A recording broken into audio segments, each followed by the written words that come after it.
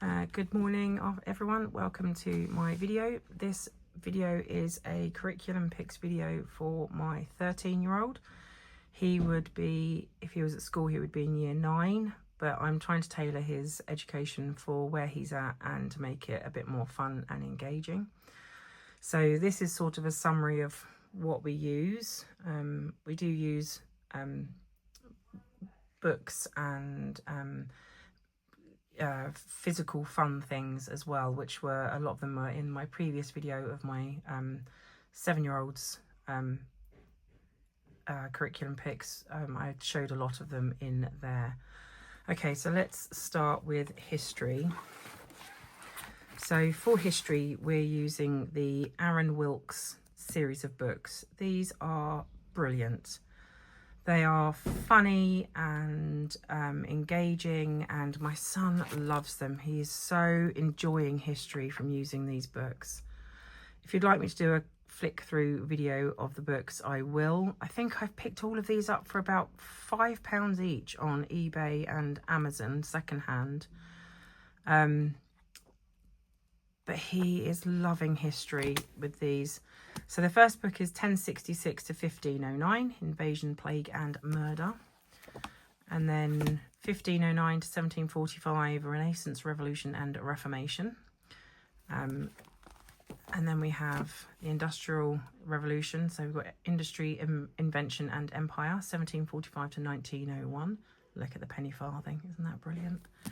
And then the last one we have is the Technology, War and Independence, so 1901 to present day. Well, when they were written, I do believe they've been re-released since in a set of 3 books instead of 4, but I liked the 4 and I liked how they were set out, and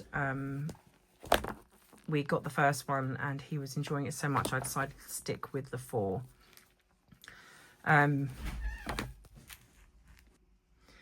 The books are split down into, you read all the information in the chapter, and then you have a work where you have to answer the questions and make sure you have taken in all the information that's on the page. And what my son does is he writes these down in his workbook he has for each book. He enjoys it so much, and he enjoys telling me what he's learned that day. He enjoys showing me the cartoons of what's going on. And he finds it a very engaging way to learn, and he really enjoys these books. So I would thoroughly recommend those for any Key Stage 3 child, or any child that's wanting to learn history. To be fair, they are really engaging books. Next we have science. He is using the Collins Key Stage 3 science book. He is working his way through this. He does find it a little dry, but there's lots of information, and it's giving him all the information he needs for Key Stage 3 science. Should he choose to go back to school at any point, he should be on course to be exactly where he needs to be to fit in. Again, it gives you all the information in the chapter about what you need to learn. And then you have questions to answer. Sorry about that, my daughter heard the door go and thought somebody was nipping to the shop without putting in requests. So he'll read all of this and then he'll answer the questions, and there's a fair few questions on each page. And then he also has a workbook that he then, sorry about the state of that, turns out he's been eating beans while using it. And then he'll put all of his answers in his book. So he does that. And then we also do space science. He's doing this along with his little sister, but he has the older student's student journal, so he has to do extras in his compared to what she has to do. So he has, that's a good opening, he has lesson extensions, so he has to go deeper in with the knowledge and learn more than she does. But in fairness, she enjoys being involved in the lesson extensions, so we just do them together anyway. It's a very thorough way of doing a unit study.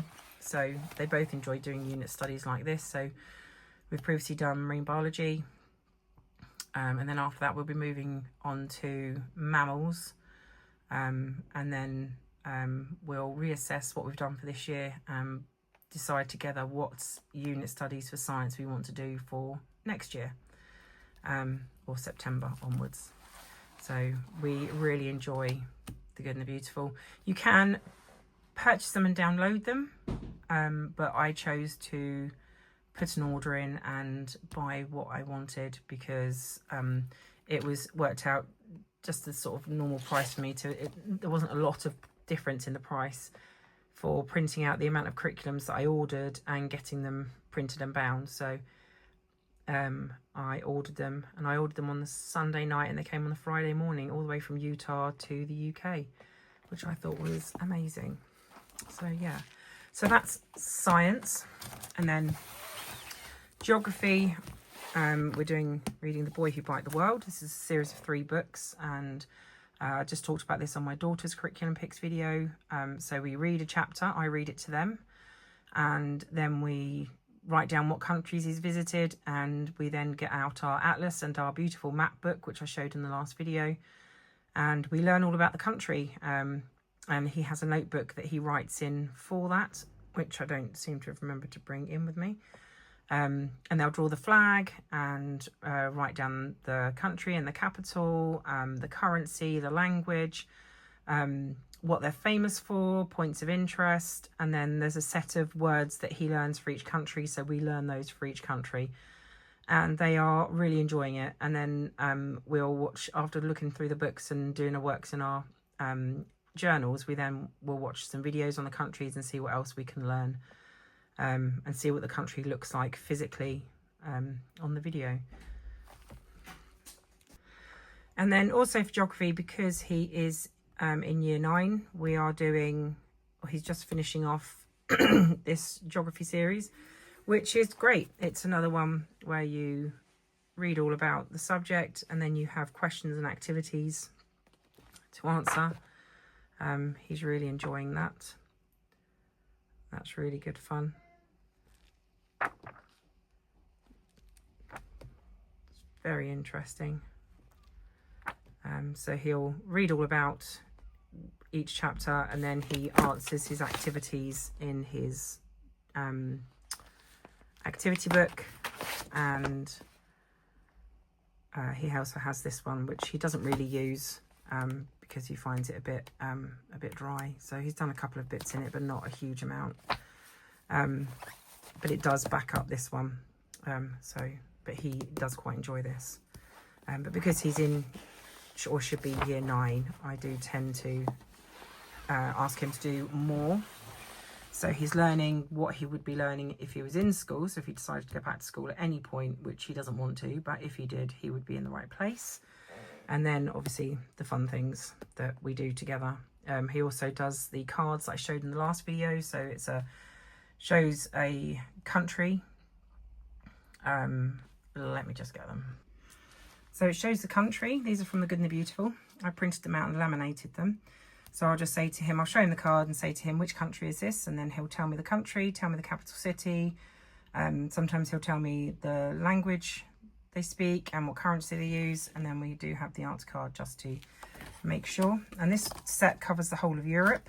So he can now look at all of these and tell you which country it is, what their capital city is. I think that's quite a useful skill because it also shows the UK and shows, you know, which countries are closest to the UK, which ones are further, and their relationship to the UK. So I find that quite a useful skill to have. And we also have the ones of the continents and the oceans. So he can tell you which continent's which obviously by his age you should be able to, and which ocean is which. So these are really useful. It's a good way, physical way for them to learn. He also knows other countries and capitals that we've covered. So sometimes on our big whiteboard, I'll give him a pop quiz and write down a list of all the countries we've learnt so far, which is about 55 to 60. And he'll then tell me the capital city and yeah, so then I'll write on the board. He'll tell me the capital city and I'll write it on the board. And that's quite a useful skill. Gives him a good working knowledge of the world. So yeah, we find that just a fun thing to do. We normally do it on a Friday afternoon when we're doing art. We also do art. We tend to follow a YouTube artist and draw along with them when they're doing art. The children enjoy that. We also have, there's a lot of art involved in The Good and the Beautiful, so we have watercolour pencils and watercolour paints, and we do what's, you know, required in the curriculums we do, but we also use those when we're doing our art lessons. This is maths, so he uses The Good and the Beautiful, which is in here, and he uses White Rose Maths.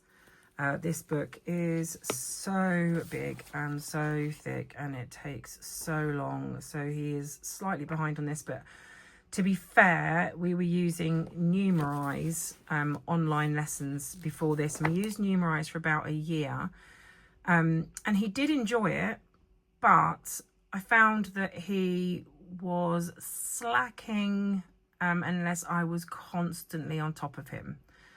So I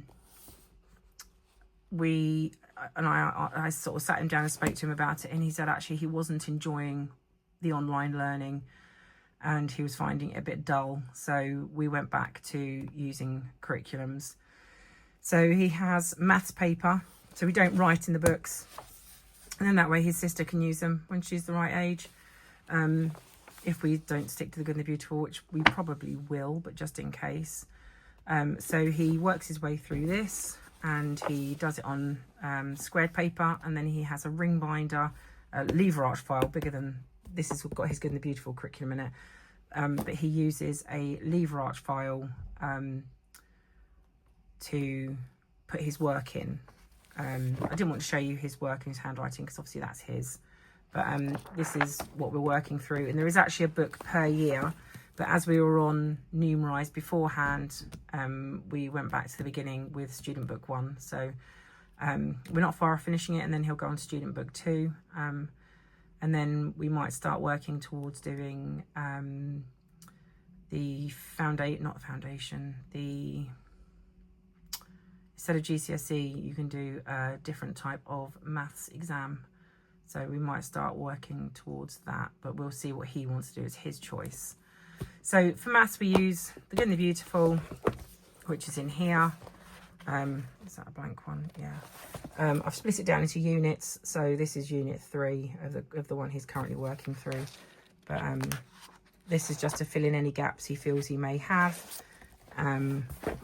So he does whichever. If I just say to him, okay, we're going to do an hour of maths, he'll either pick his book or he'll pick The Good and the Beautiful, and then he'll crack on with that. And then the last area obviously is English. So he does handwriting because he needs to practice. He has his spelling book. So in here he practices I write down the spellings that he should be doing, and he goes through his spellings to make sure that he's okay with spelling all the things he should be spelling at his age. He then has a comprehension 14 book. He really enjoys this. This is all comprehensions. So he just, if I say to him, okay, do some comprehension and some grammar, he'll work through this book for his comprehension. I think I got this from eBay for about £4 or £5, which I think is really good. So he'll read that, and then he'll work in there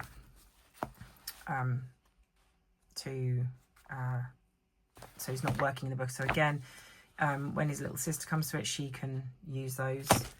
And then we have the same but in grammar. So grammar to 14 again. It's a lovely book, very colourful. So he'll work through that. I can do flick throughs of these if people would like to see them. So yeah, he works through these, and then again he works in his exercise book that he's got. This is his version of the Christmas Carol book study we were doing just before Christmas. Again, like with his little sister, we'll read a section of the book and then we work through it in the curriculum, and then we watch A Muppets Christmas Carol because that's just funny and fun.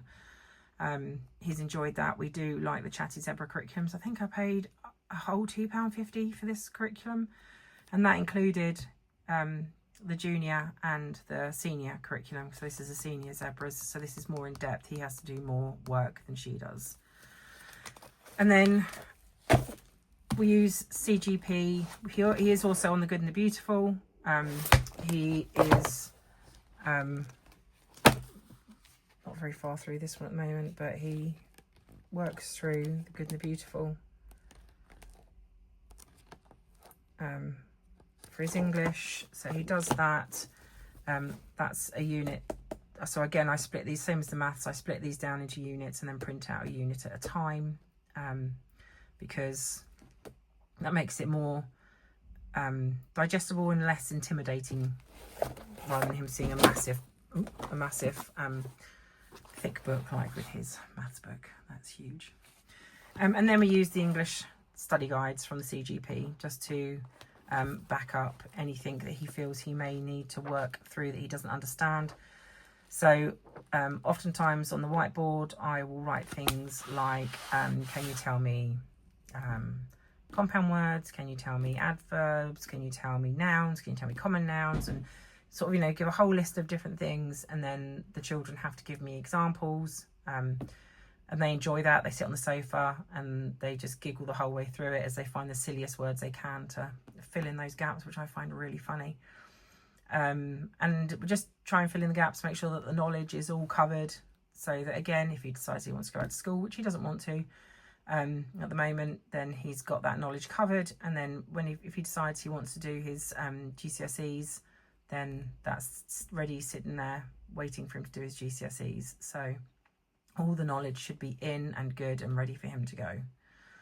Okay, he also uses Duolingo to do French. He does that every single day. I think his streak is 110 days long at the moment, which he's very proud of, bless him. And then we also do art, like I said before. So, and then he does lots of physical activity as well. We do lots of groups, and he does lots of physical things like judo and rowing. So yeah, it's really really in depth, but they enjoy it.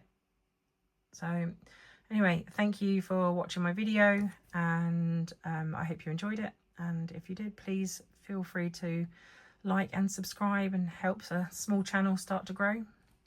Thank you very much. Bye bye.